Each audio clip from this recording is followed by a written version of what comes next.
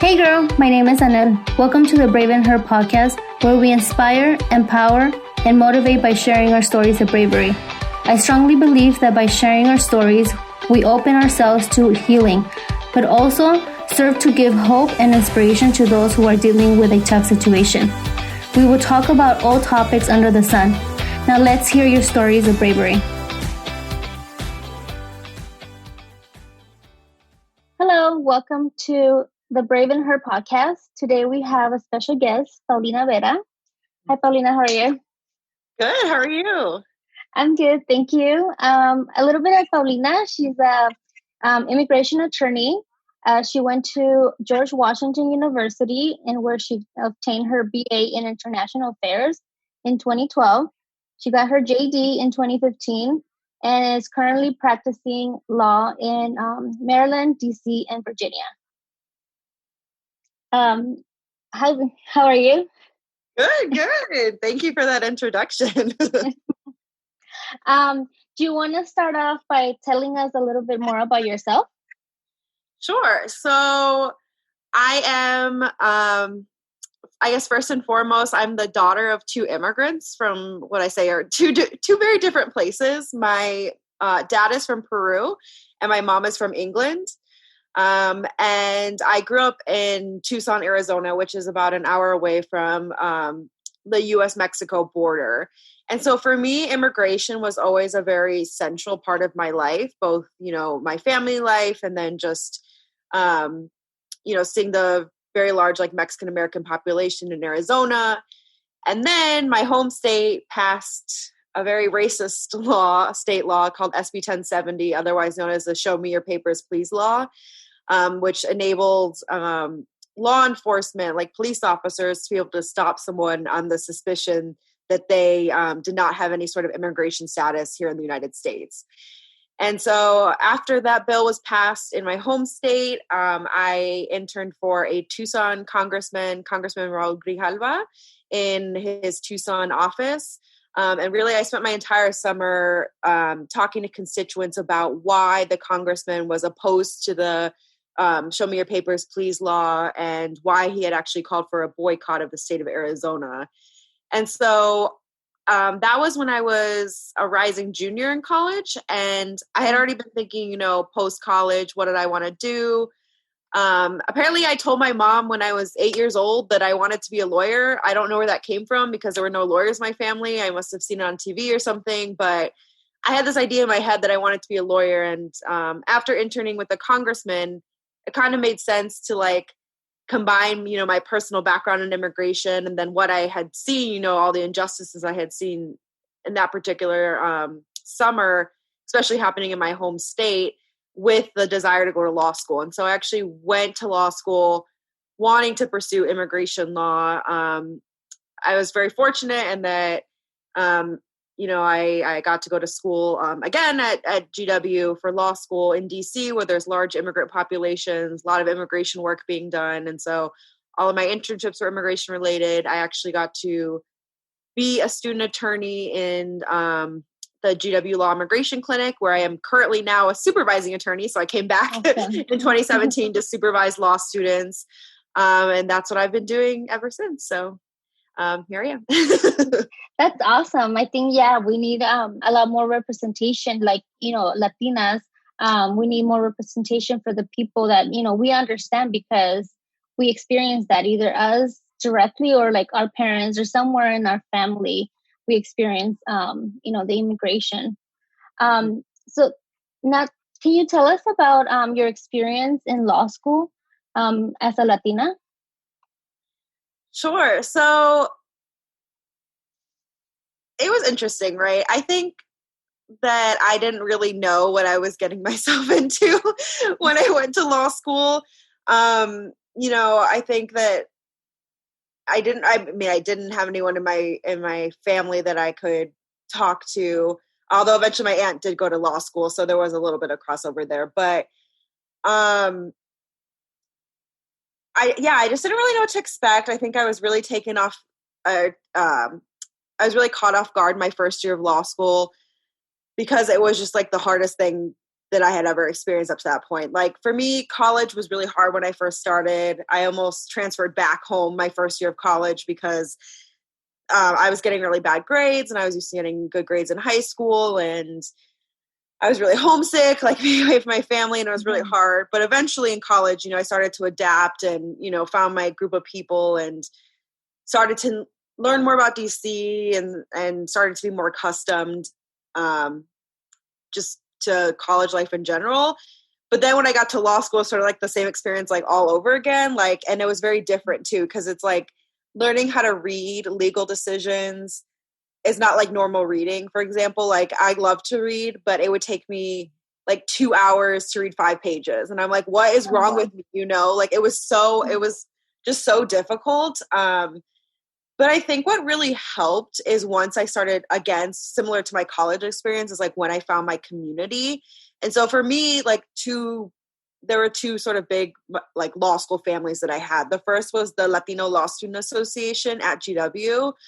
I just remember when I went to the first meeting, my first semester of law school, and I was like, oh, I found I found my family, and because it was just so welcoming, and people were so kind. And I think, unfortunately, your first year of law school, people can be really cutthroat or maybe like not as welcoming, and I'm sure that they all have their own things going on too, but just like walking into that group of people that, had similar upbringing, similar backgrounds, were having the similar, like same struggles that I was having in law school, was really comforting for me.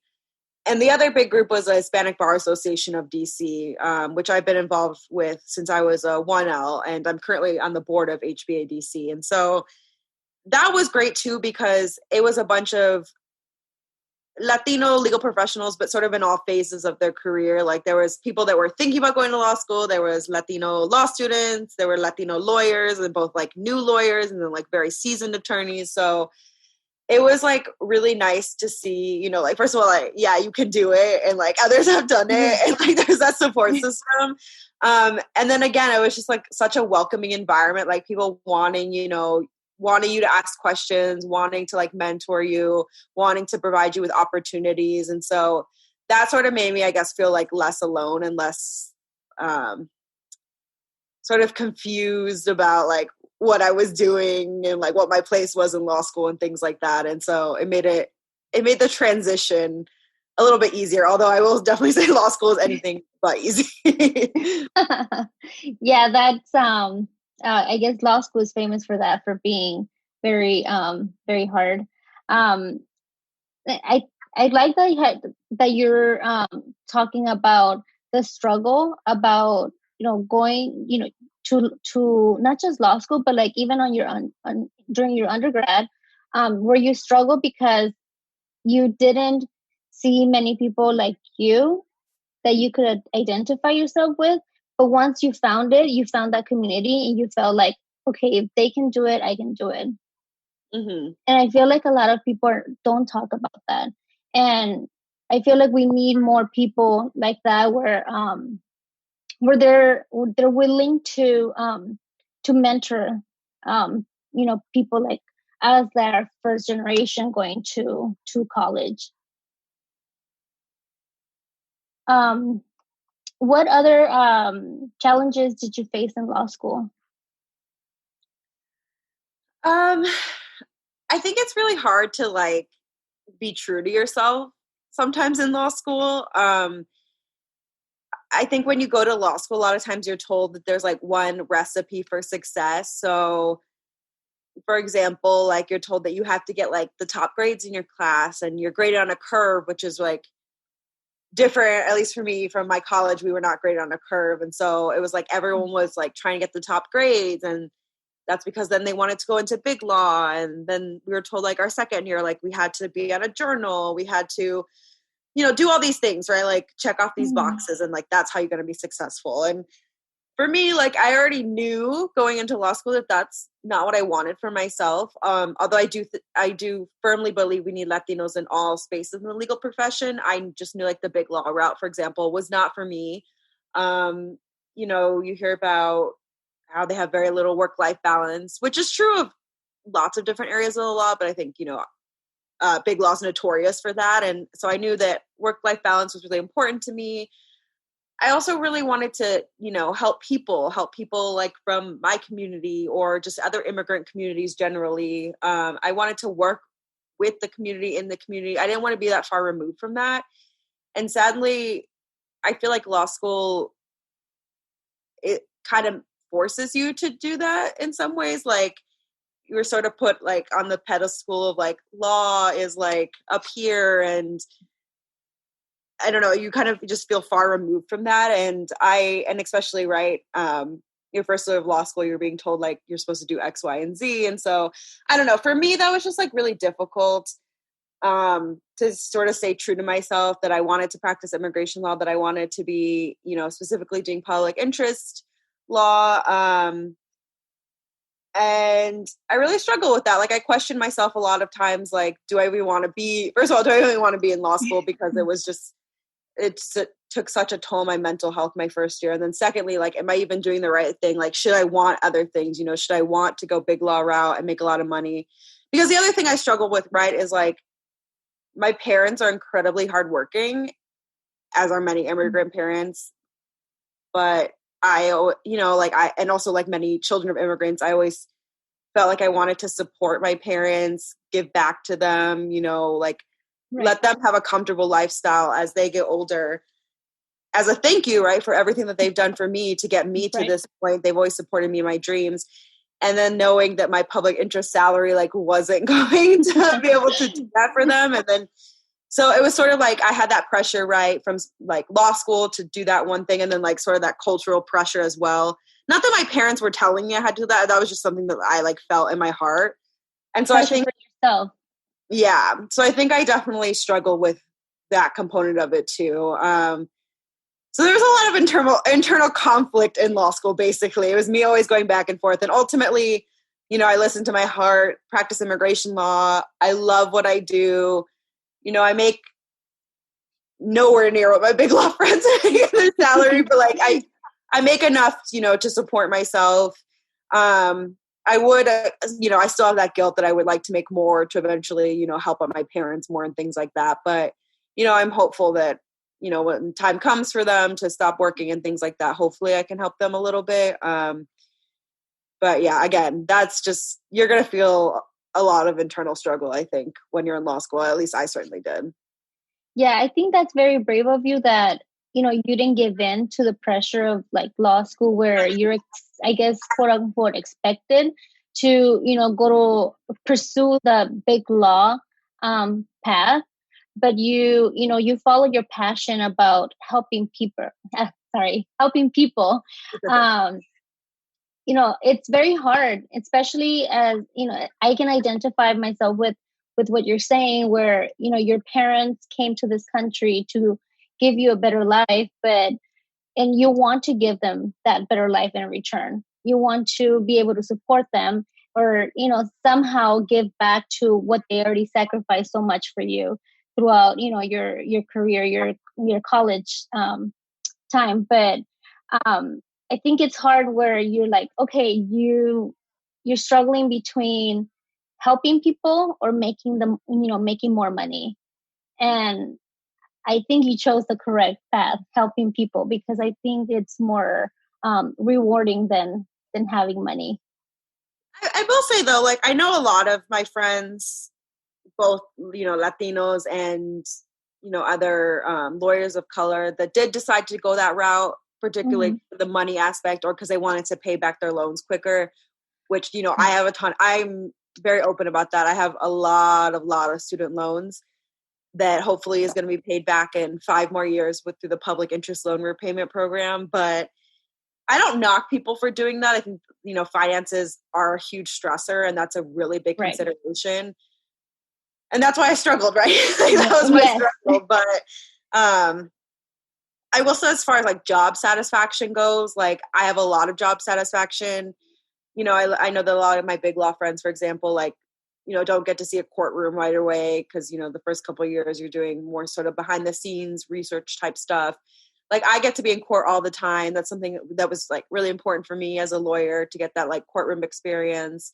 Like I said, I get to work with community members. I love, you know, I have very close connections with my clients, beyond just like, you know, obviously doing the best I can to represent them, but, you know, just checking in, seeing how their families are doing, things like that. And that's a component of my job I really enjoy. And now I get to work with law students too, which is like an whole other added layer, learning how to be a supervisor and how to be a good supervisor. But it's also enjoyable, right, to like, you know, help the next generation of immigration attorneys maybe not make the same mistakes you made, or like to do things differently, or, you know, just equip them with the tools that they need to be effective attorneys. So because of that, I have really high job satisfaction. And I think that, you know, that's important. Yeah, I think that's great. I think that that you helping others, you know, leading the path, or, you know, just giving them, like you said, the tools to be successful and maybe not make the same, you know, I guess, mistakes that you made. I think that's great, because a lot of Latinos, like, I mean, I include myself, I need that guidance of someone who already did it. And, you know, so I can look up to that person and see, you know, how it's done. I think that's great. So with that, you created this awesome community as well, Hermanas in the Law, where you're also helping, you know,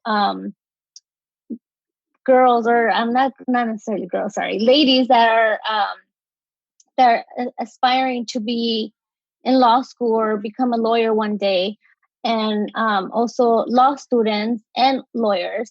Do you want to tell us about that community? Sure. So I started Hermanas in the Law back in 2018 for a couple of reasons. One, less than 2% of all U.S. attorneys are Latina. Latinos generally are closer to 5%, but Latina specifically, we are less than 2% of the whole legal profession. And I think that is definitely something I have seen. I've only been a practicing attorney for 5 years, but, you know, I've already had a number of internships. I've had 2 attorney positions, one working on a nonprofit and now one working in academia. And that's definitely something the lack of diversity, I think, generally, but especially the lack of Latina representation is something that I see on a daily basis where I work. And I mean, it can be kind of demoralizing sometimes, right? Like, I actually started on Hermanas in the Law after I was on a panel, and the other 2 panelists were older white men. One was a professor at the law school, and one was a retired judge. And I just felt like our perspectives on some of the things we're talking about were just so different. Again, I sort of talked earlier about being far removed from the community.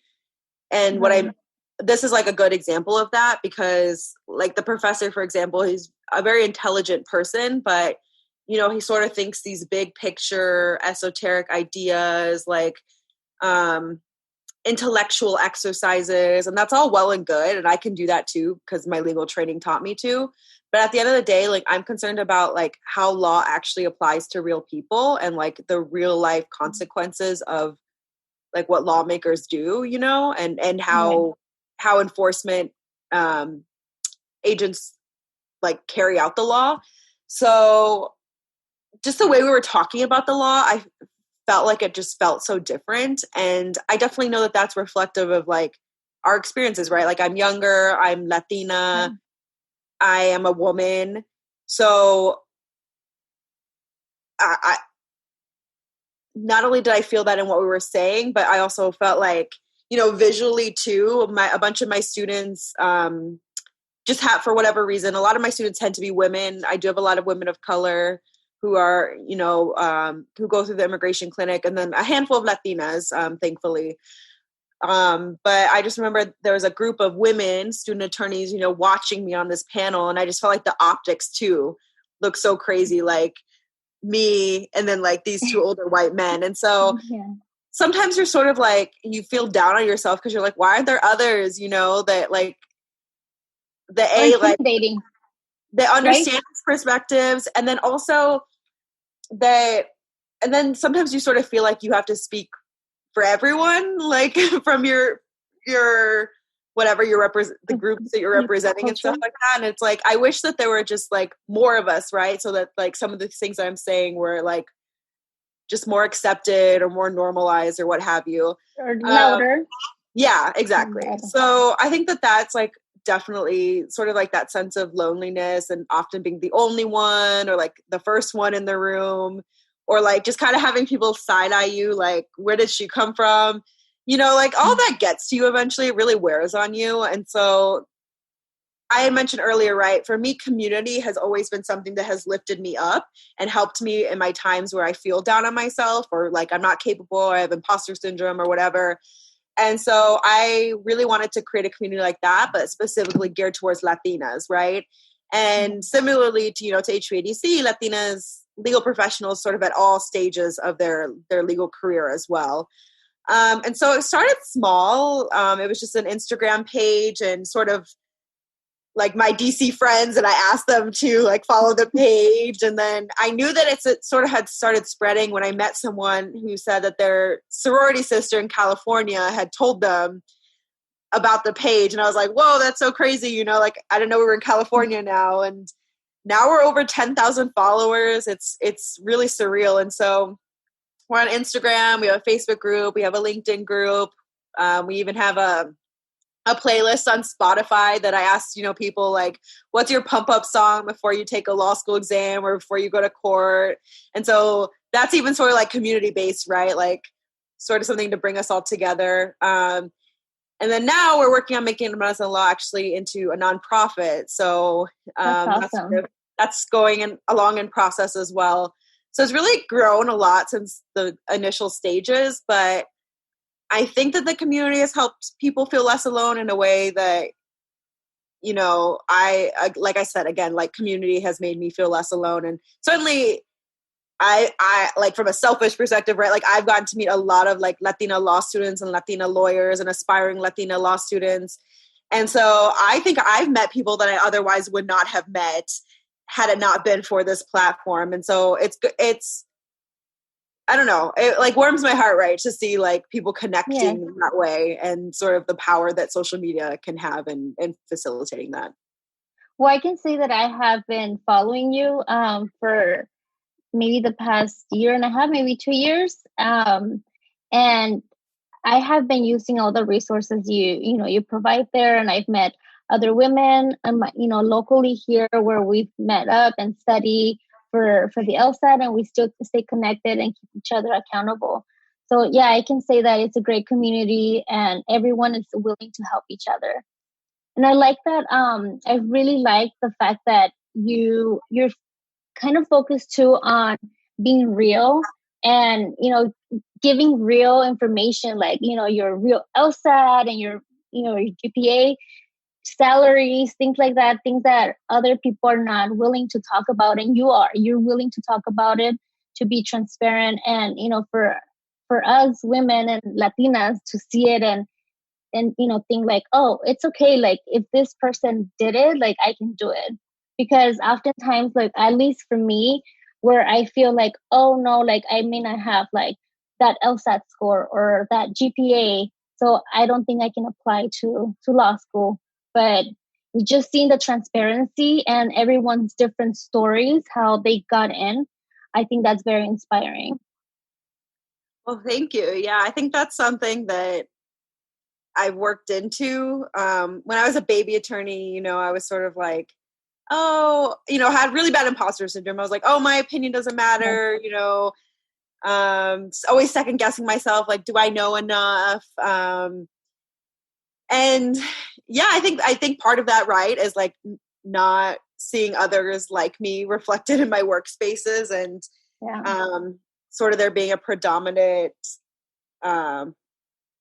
maybe viewpoint, or there's a lot of posturing in the law, right? Like everyone, a lot of people think they're so smart and act like they're so smart and like they know it all. And so like that also makes you like doubt yourself. But I think now as a 5th year practicing attorney, I'm like, no, like let's keep it real. Like cut through the BS that you see a lot of times in like the legal profession. So I'm very upfront about all these things. Like I'm very upfront about my mental health. I even talk to my, I talk about it on mental law certainly. But I even tell my students, because I think that that's like a big downfall of the legal profession, is we don't talk about mental health as much or as effectively as we should be, given how stressful our work environment and how stressful law school is. I talk about my salary. That's something that I think across the board, right? Latinas experience that in all sorts of fields, like not knowing or not having transparency in salaries. But I'm like, no, like let's talk about this. I've even talked to my girlfriends, right, about how much are you making? Okay, we're both 5th level attorneys. Like, okay, how should we negotiate our salaries? Things like that. Like those are conversations that we need to be having. So yes. I'm very transparent about all that stuff. Like I think I've gotten to a point where I'm like, like I'm not gonna do this anymore. Like we're gonna have real talk now. Yeah, and that's very important, because I mean law school and the profession is very serious, and if you're gonna go, thinking of going into law school and thinking like, oh, you're gonna come out making hundreds of thousands of dollars, then you might be wrong, because only very few go into that big law and make that kind of money. Mm-hmm. And the student loans and everything that comes with going to law school, I think that is very important to know. Like, okay, you're going into $100,000 in debt, but your salary is only going to be, realistically, it's only going to be like 50,000 or something like that. Right. Yeah. Yeah, and that's the other thing too. Like I feel like I've even learned from the platform. Like if I could go back and do it again, I would take like a lot of the tips that different Latinas like share on the platform. Cause I'm like, why did I think to do that? But yeah, definitely like applying for more scholarships. Familiarizing yourself if you want to do public interest. Like certain schools have their own public interest, like loan repayment programs that they'll help you, like not just like the federal government, but the school itself will help you, like familiarizing yourself with programs like that. Like you said, salary expectations. It wasn't really until I was already in law school that I realized like nonprofits in the DC area pay anywhere from like one job offered me $35,000 as a starting attorney. And I was like, I cannot survive. DC is a very expensive city. I was like, I cannot survive on this salary, like, and I have all this debt. Like, that doesn't make any sense. But yeah, I found out the range was like that up to like maybe mid 50, like 55,000 at as a starting position. And so like, yeah, familiarizing yourself, expectation setting, things like that, I think are very important. And I went straight through, like I went to college and I went straight through to law school. And I think if I could do it again, I would take time to like research more, ask more questions. I did fairly well on the LSAT, but maybe even bump up my LSAT more, because like that can translate to more scholarship money. So, I mean, I guess woulda, shoulda, coulda, but I'm happy where I ended up. So everything worked out for a reason. But that's why, like I said before, like, maybe not making the same mistakes I made. Like, I hope people learn from these experiences, right? And then maybe do it better, and then like set themselves up differently. Because my goal is always like, I want the next generation to be better than I am, right? Right. Better off, do it better, have more power, all these things. So, yeah, that's just me, I guess, reflecting. Yeah, and I think that's why we need more women like you who, are willing to come out and say, tell the truth about the real expectations, just so we know what to expect. Mm-hmm. Yeah. Any last minute advice for that woman that's listening and is thinking about higher education, but again is doubting because she doesn't have a role model or someone to guide her through that experience? I think you may have noticed community was like a big theme of everything that I said, because yes. I really stand by that. But I think don't be afraid to like reach out and ask questions. So like whether, their local attorneys, like wherever you're living, whether it's through like a national organization like the Hispanic National Bar Association, you know, whether it's through social media platforms, like, you know, I have hermanas in the law, but actually Latinas Uprising was a community that started when I was in law school. And so like, that was something that was really inspiring to me. And now there's all these other communities specifically for Latinas in the legal field. I think social media can be very powerful for that reason, right? You can find these communities, you can connect to people you might have not otherwise been able to connect to.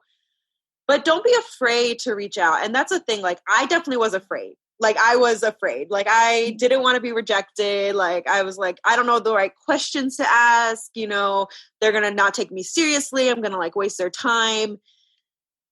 All of that's in your head. Just let that go. Because there's so many people now, especially me, I can say this because I am an attorney who does this. When people cold call me, you know, just shoot me an email and say, can I talk to you on the phone? Can I grab coffee with you? I always find time for them. Like, I can be super, super busy. I will fit you in my schedule because like, that's how important it is for me to at least like, you know, take an hour of my time to talk to someone about any questions that they may have. Obviously not every attorney is going to be like that. And so the worst thing that could happen, I guess, is that the person either doesn't respond to you or that they say no, but then they say no. Right. And then they kind of do you a favor, right? Because you know that you don't want to talk to that person or be mentored by that person. So they just move on to the next person and ask them questions. So I definitely think like reach out, ask questions. If you don't even know what questions you should be asking, like that's another thing, right? Hermanas in the Law is good for. Like I've had people ask me like, what should I be asking about law school? Like I don't even know what it is that I want to know. And that's totally fair because I didn't ask I didn't know the right questions to ask either.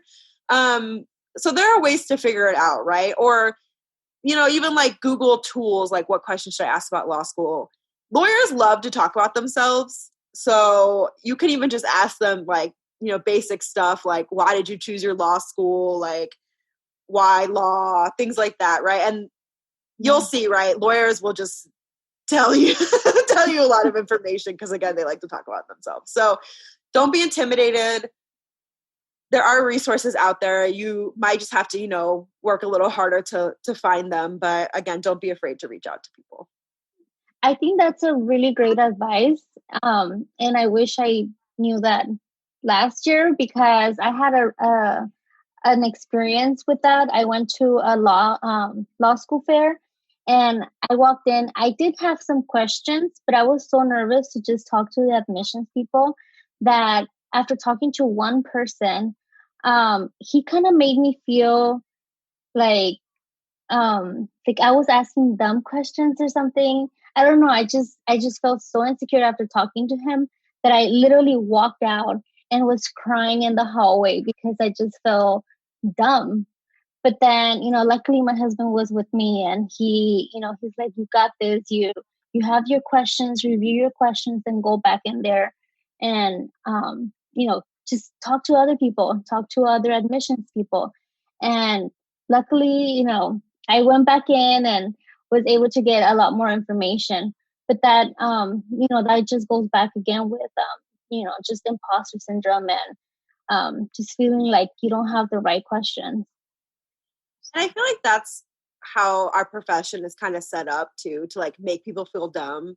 Like, for example, in law school, there's a mechanism of questioning called cold calling. And so like professors just outright like ask you questions with no sort of warning. And then you're expected to have all the answers. And then the questions that they ask you getting harder and harder until basically you have to give up because you don't know the answer.